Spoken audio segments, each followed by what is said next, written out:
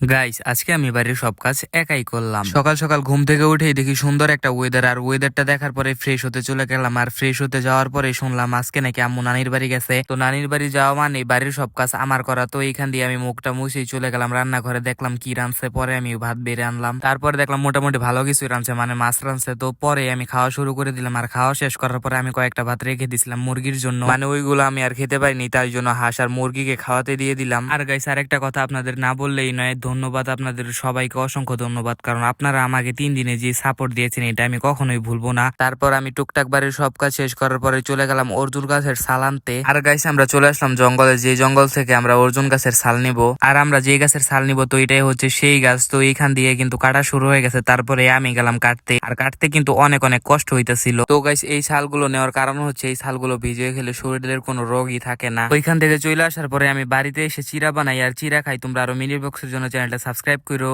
By.